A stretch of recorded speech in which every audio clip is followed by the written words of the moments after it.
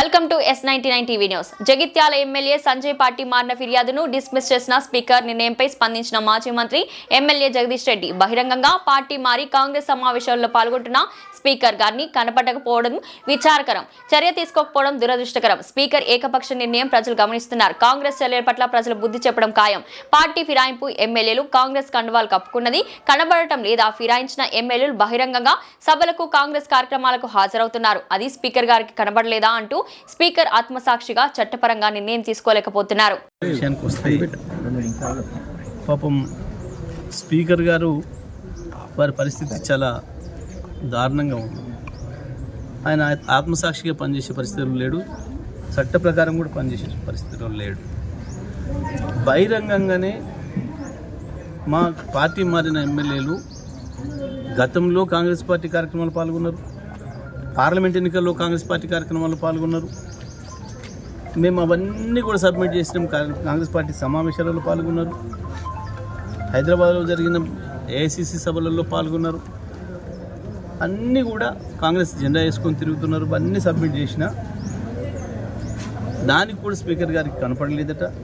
వాళ్ళు చాలా వికార్సైన చాలా బుద్ధి కలిగిన బీఆర్ఎస్ పార్టీ ఎమ్మెల్యేలుగానే తిరుగుతున్నారట, కేసీఆర్ శిష్యులుగా తిరుగుతున్నారట. మరి నిన్నివాళ గత వారం రోజులుగా ప్రతిరోజు మీడియాలో వస్తుంది, కనబడుతుంది. గద్వాల ఎమ్మెల్యే స్పష్టంగా కాంగ్రెస్ ర్యాలీలో పాల్గొని కాంగ్రెస్ అభ్యర్థులకు గెలిపించుకోవాలి మనం అని చెప్పాడు. జగిత్యాలనైతే స్పష్టంగా జీవన్ రెడ్డి గారు బహిరంగంగానే స్టేట్మెంట్ ఇచ్చిండు. మా 30 సీట్లు కాంగ్రెస్ పార్టీ సీట్లు ఎట్లు ఇస్తావు నువ్వు, నేను ఎట్టి బస్సులో ఒప్పుకోను, 50 సీట్లు నాకు కావాలని ఆయన సంజయ్, డాక్టర్ సంజయ్ ఎమ్మెల్యే ఇంత స్పష్టంగా కనబడుతుంది. అయినా సరే స్పీకర్ గారు ఆ పిటిషన్ డిస్మిస్ చేయడం అనేది దురదృష్టకరం. వీళ్ళకి ఏమాత్రం చట్టం అంటే గౌరవం లేదు, న్యాయం అంటే గౌరవం లేదు. తప్పకుండా మేము కోర్టులో తేల్చుకుంటాం. వాళ్ళని డిస్క్వాలిఫై చేయడం అనేది ఖాయం. స్పీకర్ గారి ఏకపక్ష నిర్ణయాన్ని ప్రజలందరూ కూడా గమనిస్తున్నారు. ఏమాత్రం ఆయన ఒక స్పీకర్గా న్యాయబద్ధంగా ప్రవర్తిస్తలేరు అనేది స్పష్టంగా అర్థమవుతుంది.